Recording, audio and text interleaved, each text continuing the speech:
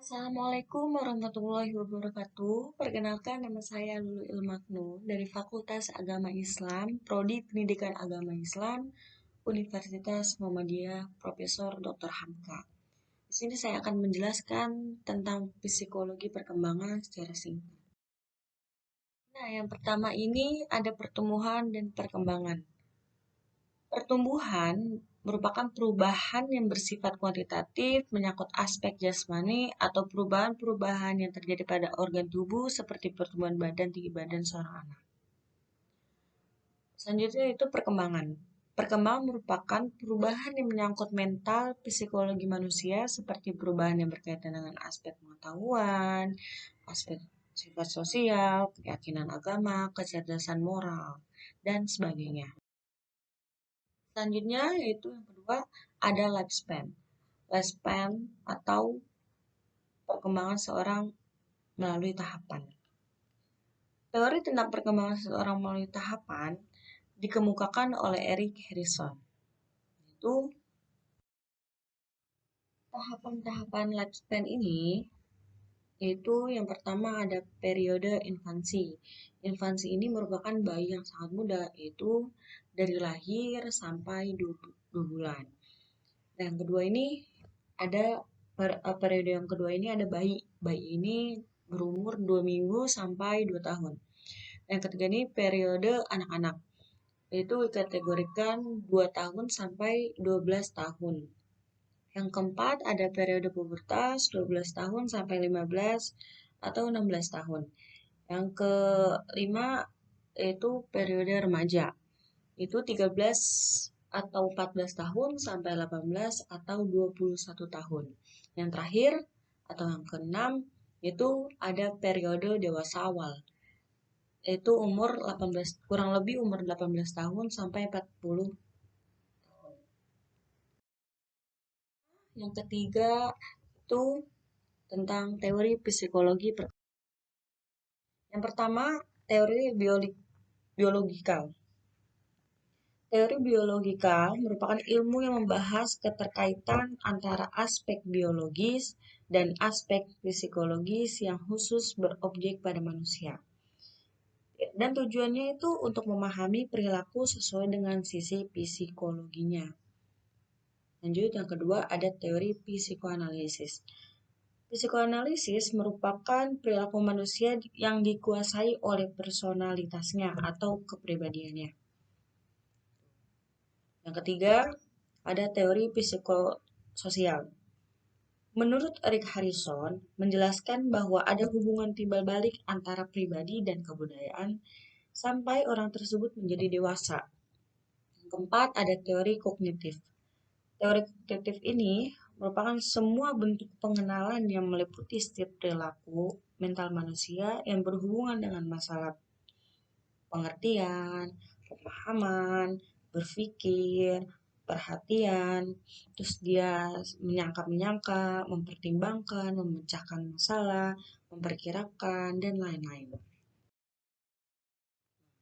Selanjutnya yang keempat yaitu ada prenatal. Prenatal ini merupakan perkembangan masa dalam kandungan seseorang. Ada 3 tahapan perkembangan prenatal. Yang pertama yaitu geminal. Geminal ini merupakan setelah 2 minggu zigot membelah diri menjadi lebih kompleks dan menempel pada dinding rahim dan menjadi tanda-tanda awal kehamilan. Tahapan selanjutnya itu embrionik. Itu dari umur 2 sampai 8 minggu, organ dan sistem tubuh utama berkembang pesat. Ini merupakan masa kritis. Embrio sangat rentan terhadap pengaruh yang dapat merusak dari lingkungan prenatal. Dan tahapan yang terakhir, tahapan yang ketiga yaitu ada fetal. Fetal ini merupakan dari umur 8 minggu sampai lahir, janin tumbuh lebih pesat, sekitar 20 kali lebih besar dari ukuran panjangnya. Selanjutnya yaitu yang kelima ada perkembangan bayi. Perkembangan bayi ini yang pertama ada aspek biologis, yaitu Yaitu aspek biologisnya itu partunate dan neonate. Kalau partunate ini kelahiran 15 dari 30 menit sesudah kelahiran. Sedangkan periode neonate dimulai dari pemotongan dan pengikatan tali pusar sampai akhir minggu kedua setelah lahirnya. Nah, yang kedua ini ada aspek kognitif. Aspek kognitif merupakan aktivitas kognitif terpusat pada aspek alat sensori dan gerak yang berarti anak hanya mampu melakukan pengenalan lingkungan. Anak hanya mampu melakukan pengenalan lingkungan dengan melalui alat sensorik dan geraknya. Yang ketiga ini ada aspek motorik. Aspek motorik yaitu 0-2 minggu gerak menyeluruh dan gerak khusus atau gerak refleks. Umur 2 minggu sampai 2 tahun gerak refleks tersenyum dalam posisi tengkurap. Usia 1 bulan itu tengkurap, dan usia 2 bulan bayi dapat berguling, usia 3 atau 4 bulan bayi itu dapat menggenggam, dan 8-10 bulan dapat mengambil benda, usia 6 bulan dapat bergerak dalam posisi duduk. Yang terakhir ada aspek bahasa. Aspek bahasa ini umur 0-2 minggu dapat menangis dan mengeluarkan suara nafas yang berat yang merupakan ucapan tanpa arti atau tujuan, dan terjadi secara kebetulan kalau otot-otot suaranya mengeru. Dan yang keenam ini perkembangan anak usia prasekolah.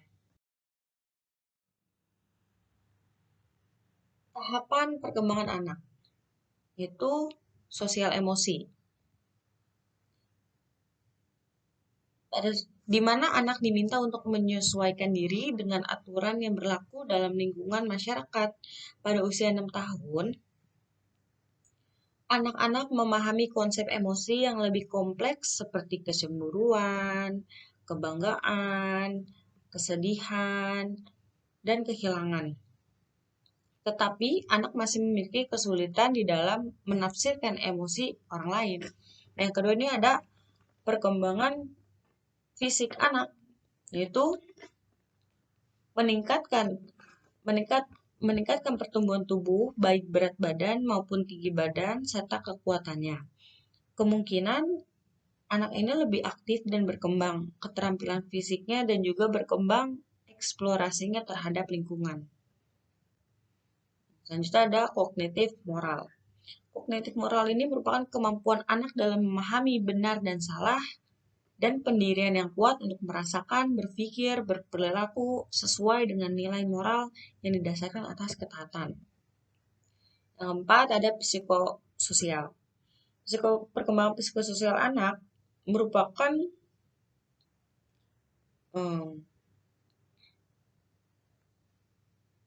perkembangan emosi, perkembangan sosial, permainan atau permoral. Itu yang pembahasan ketujuh merupakan perkembangan anak usia dari orang tua dan kemampuan menentukan penerima dalam kelompok yang sepadan. Pembahasan yang ke-8 yaitu ada perkembangan masa pubertas.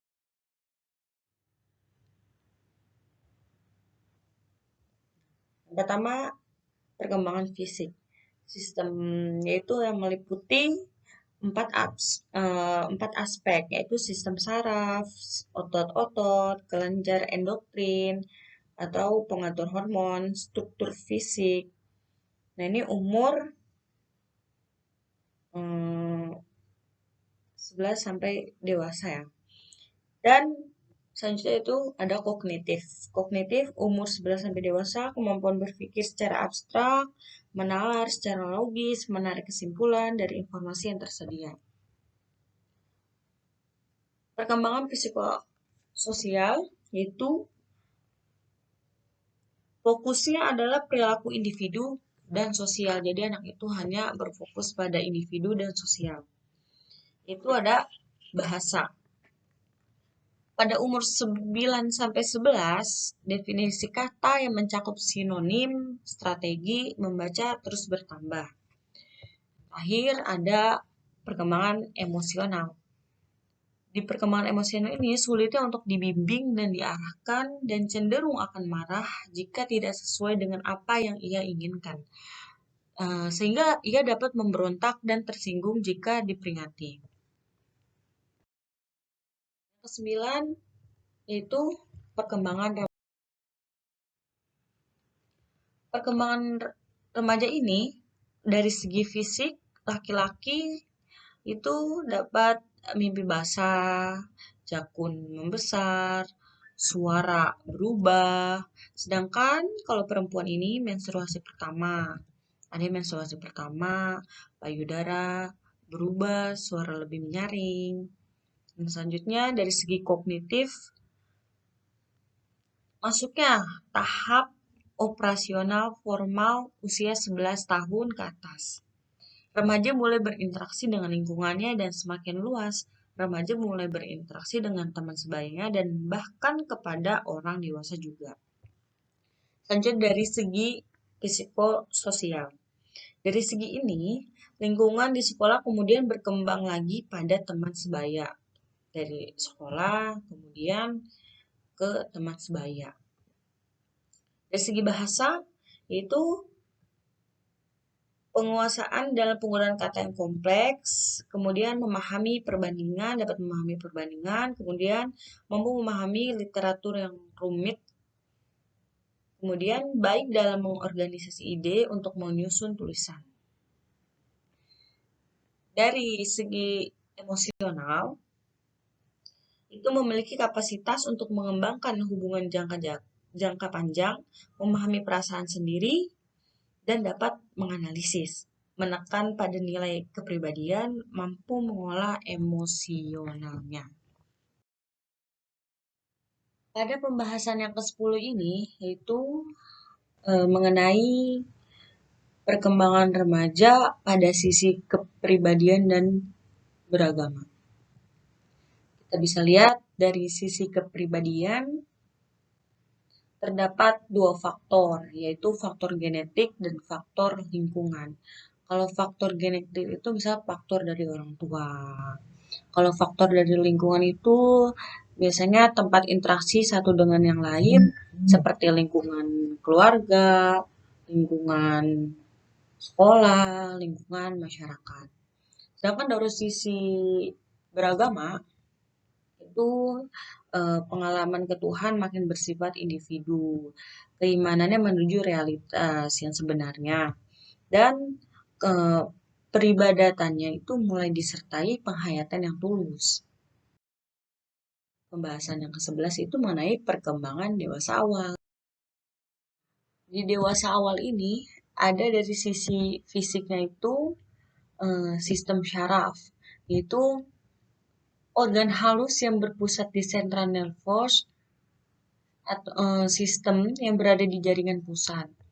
Kemudian otot-otot itu perubahan ini mempengaruhi motorik seseorang yang diseimbangi dengan gizinya. Pada kelenjar endokrin, itu munculnya tingkah laku baru, misalnya tertarik di bidang olahraga. Selanjutnya dari sisi kognitifnya, perkembangan kognitifnya yaitu dapat memecahkan masalah, dapat mengelola informasi, dan adanya keyakinan. Selanjutnya dari sisi emosi, dari perkembangan emosinya. Emosinya ini berlangsung lebih lama, emosinya tidak terlihat kuat. Kemudian emosinya lebih mendalam dan sangat jarang terjadi pada tahap dewasa awal. Pembahasan yang ke-12 itu mengenai perkembangan dewasa akhir. Dewasa akhir ini merupakan masa penutup dalam rentang hidup seseorang, di mana masa ini dikatakan masa beranjak jauh dari kehidupan atau lansia. Yang dalam pandangan psikologi memiliki umur sekitar 60 sampai meninggal, terjadinya penurunan kekuatan fisik dan daya ingat. Jadi fisiknya penglihatannya menurun, pendengarannya menurun, daerah sendi itu mulai sakit, indera perabanya sudah menurun, kesehatannya pun menurun. Dari segi emosionalnya itu tidak dapat menyesuaikan diri, kurangnya siap menghadapi dan menyikapi yang menyebabkan kurang dapat menyesuaikan diri. Dari segi agamanya sangat dekat dengan agama. Hal itu disebabkan karena kebutuhan spiritual sangat berperan dalam memberi ketenangan batin. Pembahasan yang ke-13 mengenai perkembangan usia lanjut. Perkembangan manula.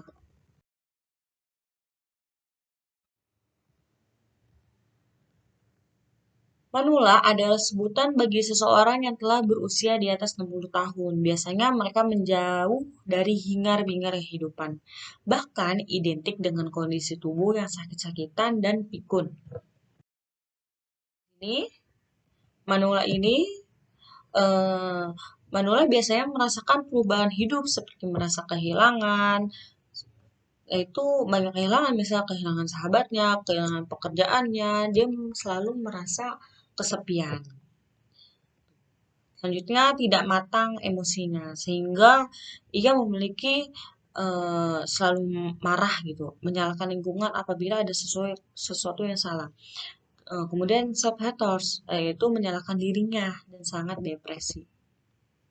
Lebih tertarik dengan agama, karena dekatnya dengan kematian, mereka lebih tertarik dengan keberagamaannya.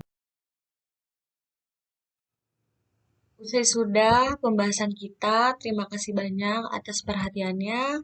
Wassalamualaikum warahmatullahi wabarakatuh.